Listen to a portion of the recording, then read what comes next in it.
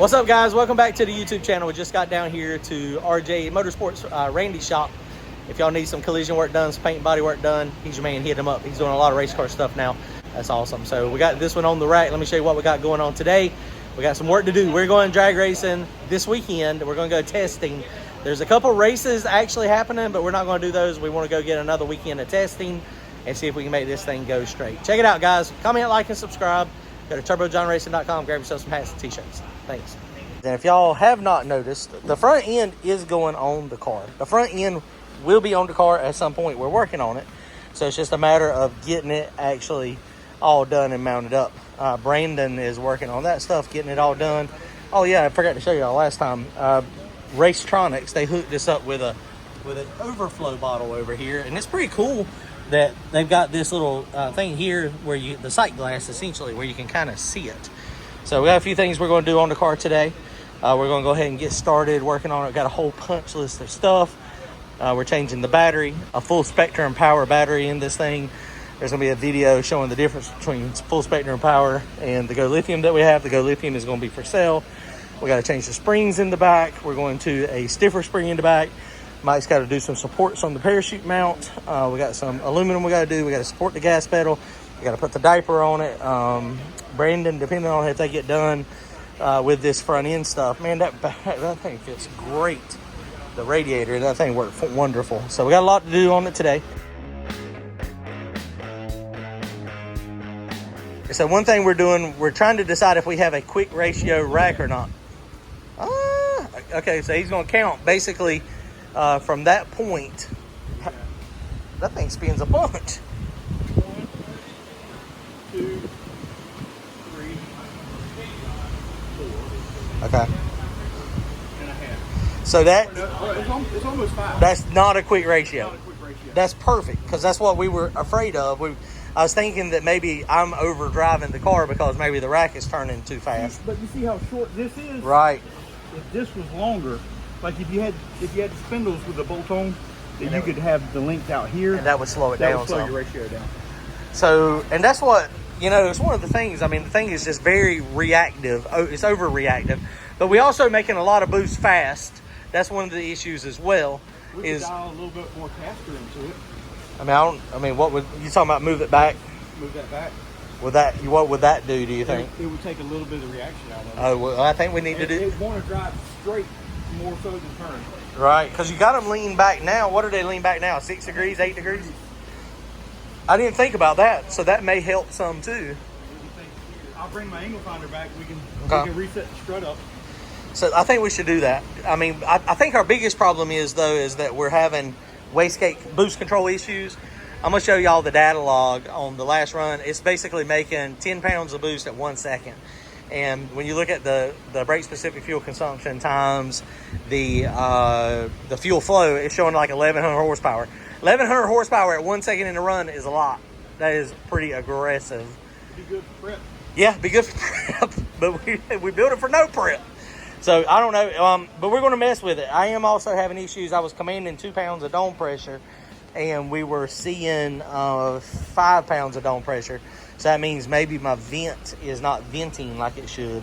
So, okay, well, let's go get to work. We got a lot to do. Hang on.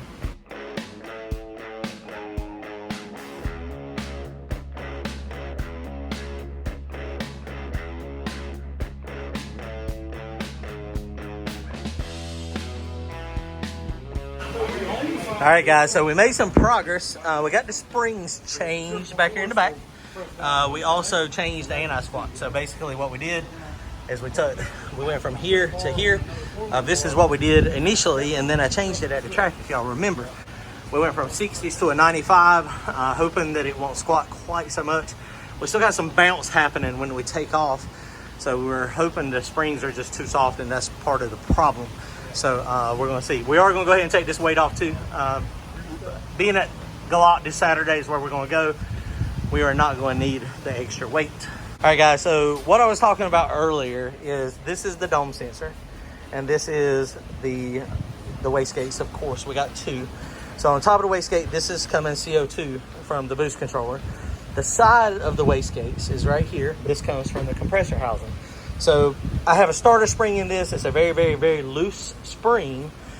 But what's happening is if I'm commanding 2 pounds of CO2 pressure, not boost, and the vent is not venting, then boost is pushing this up, and so it cramps this down, and so it increases the boost pressure. So what we got to do is we're going to play with this, and you can play with the PID settings, but I'm going to play with the valve. This is an old set of Mac valves, and you can see right there, I can take this and turn it, and when I turn that, then that controls how much, when it hits CO2 or pressure, voltage, when it hits voltage, how fast and how much it opens. So I think I just need to vent this. So the way we're going to test this, I'm gonna put the computer on it. I'm going to command 2 pounds, and it's going to give us 2 pounds up here. But then I'm going to have Courtney or somebody, we're going to put CO2 pressure on, or not CO2 pressure, yeah, air pressure. We're going to put air pressure from the shop air on this one to simulate what that's doing. And so as that starts making boost and pushing this up, then what we should do is it should start venting in here to regulate it. So let's see if we can make it happen. So we got this thing, we got our strip chart up. So look, we got target dome of 2, and then actual target dome is 2. And so you see we're right here on it. So what I'm gonna do is, this is going 2. So let's open this up real quick.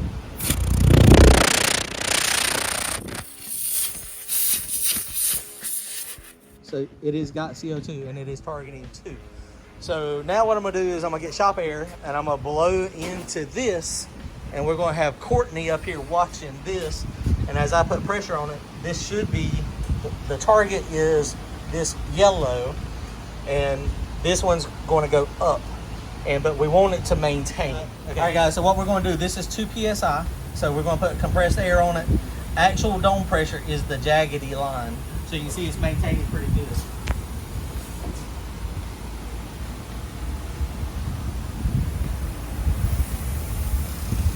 Going up. How high is it, can you tell? Went up one of them gray bars. Scale is over here to the left. 35 It's on 35. TPS. Is it staying up over there? No, it went. I mean, it spiked up 35 and now it's come back down. It's all over the place. It's even dipping below the yellow line. Let me see. See, this right here went below. It stayed Okay. below, And then it did go but up. it did to go up. 35, yes. But then it come back down. Yep. Okay, focus on this vent right here, and that vent right there should be venting. I think I did hear something pulsing.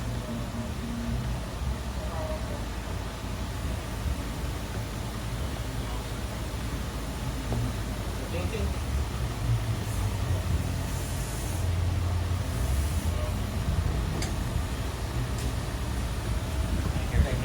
Okay, look at the spikes, and when it spikes, you should hear vents. Okay, ready? No vent. It's doing the pulsing, the ticking. It is ticking. Okay, let's see if we can make it tick a little faster. Let me grab a screwdriver. Alright guys, so what I'm going to do here is I'm going to make this solenoid, I'm going to loosen it up just a little bit. Courtney said it was moving a little bit, but not much. So basically all I got to do is turn this. So I just turned it. Now this is how we lost a race last year when I was messing with this at the track. Mm-hmm. Remember? Yeah. And then it started venting too much. So now let's see. So it's still maintaining. You should hear that clicking more.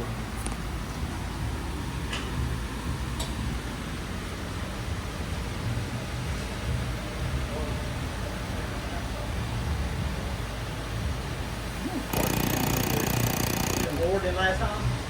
It sounds the same. See what it does on the spikes. See how quickly it gets the spike under control.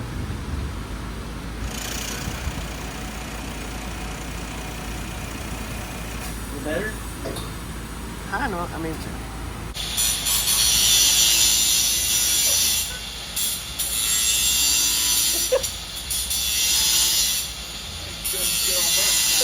Randy's not the sharpest tool in the shed.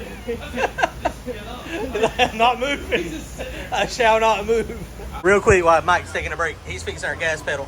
We got this thing, so Courtney, press the trans brake button. You heard it? So this is where it's following, and I don't know if you're gonna be able to hear it or not. Okay, let go of it. Yellow is target, and this thing is following it pretty close now. So I think we're good. Okay, press it. See, it dumped it right down, and it follows it pretty fast. So I think we're in good shape. Okay, 10-4, let go. Courtney, what are you eating? That's healthy though. That's only 490. A double-decker fudge round. It's only 490 calories. But what'd you have before that? A honey bun. How many calories in honey bun? I don't know. Get 2 bowls of Frosted Flakes at the house, a barbecue sandwich, a lot of sun drop. Do you care? Does it look like I care? All right, guys, so if y'all remember, the last time we were out, we had some big backfires. So we got this 36 minus 1. Huh, look, I see something. Do you see that? I don't know if you can see it. Look at there. I think it just found the problem. So something is moving. So we had this thing set at like 30 thousandths. And if you look at that, you can see the witness marks on the crank trigger that it hit. So why?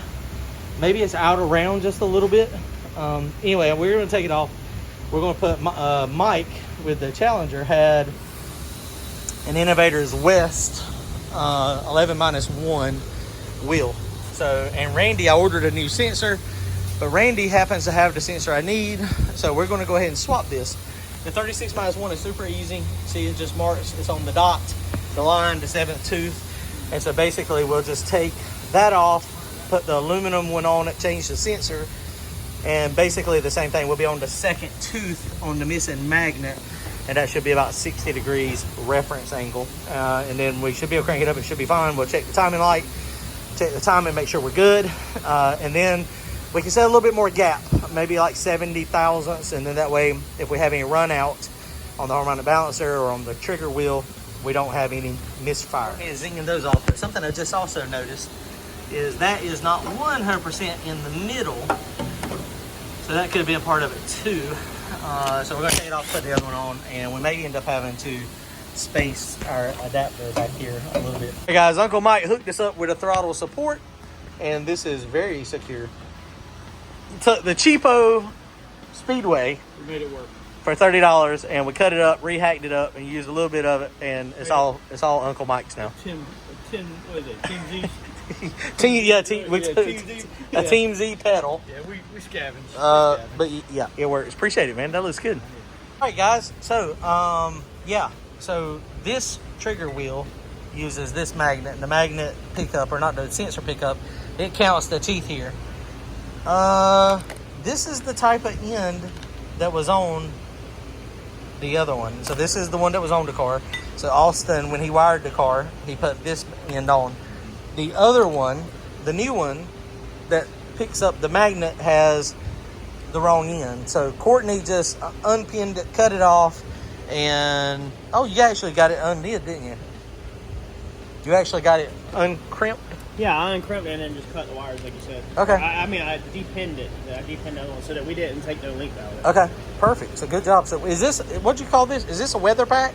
Yeah, I think them are classified as the weather pack style plugs. It's So not it's- a Deutsch connector. Yeah, that's, you know, that's a weather pack. Austin asked me when he was building it, he said, would you rather me just go ahead and put Deutsch connectors on all your plugs? Yeah, way better. And guess what I said? Guess. Whatever. I said no. I said I want to make it simple so that if I ever need a plug in a hurry at the track. So you got Advance to get them, but you got like the butt connectors at Advance or this nice, and then you got weather pack, and then you got Deutsch connectors. Them are the levels. So we're about to get some. If this don't work, we're gonna get some wire nuts. Yeah. All right, spin it over, see if it cranks.